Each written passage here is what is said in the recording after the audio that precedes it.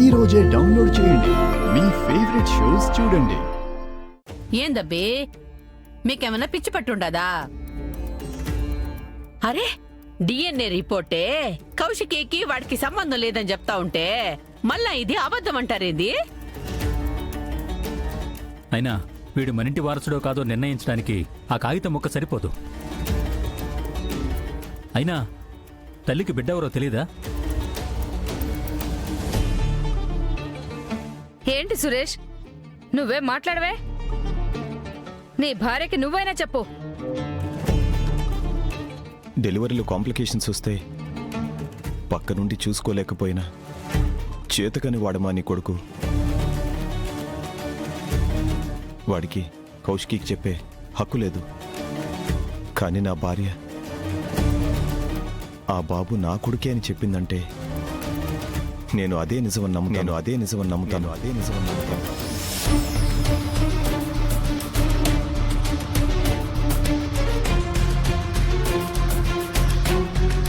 సరే అయితే నా చితికి నిప్పు పెట్టడానికి సిద్ధంగా ఉండు. అమ్మా,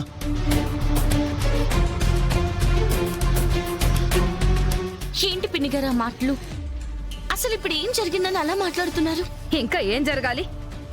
ఎవరో పిల్లోణ్ణి నా మనవడని పెంచితే నేను బతికున్నా చచ్చినట్టే లెక్క. ఎందుకత్తయ్యా ఆ కాగితాన్ని నమ్ముతున్నారు? ఎందుకు నన్ను నమ్మడం లేదు? ఎందుకంటే బిడ్డని పోగొట్టుకున్న తల్లి ఏం చేస్తుందో నాకు బాగా తెలుసు కాబట్టే చెప్తున్నాను. ఆ బిడ్డ నీ బిడ్డ కాదు.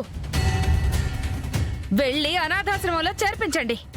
లేదు, నా బిడ్డని ఎవరికి ఇవ్వను. బో, నువ్వైనా పరిస్థితిని అర్థం చేసుకుని కౌశికీకి చెప్పు. ఎవరో బిడ్డని పెంచాల్సిన కర్మ మనకేం బట్టుండది? సార్, మీరు వెళ్ళండి. అలాగే అమ్మా.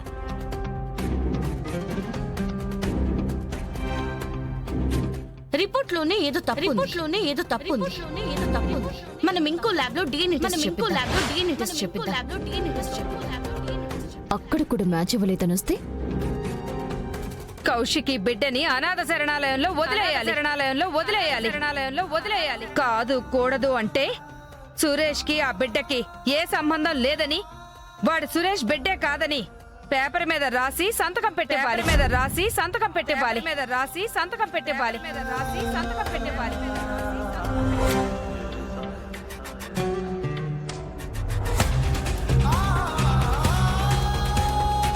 ఏం మాట్లాడుతున్నావు అమ్మా?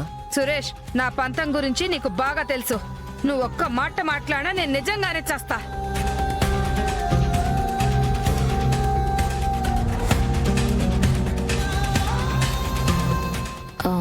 మీ అత్తయ్య చెప్పిన దానికి మీ కోకిని కథ చెప్పండి వదినా.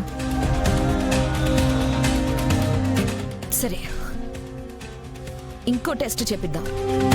అప్పుడు మీ అందరికీ తెలుస్తుంది వీడు నా కొడుకే అని. సరే కౌశికి, నీకు వారం రోజులు గడువిస్తున్నాను. నువ్వు నమ్మిన నిజం నిరూపించుకో.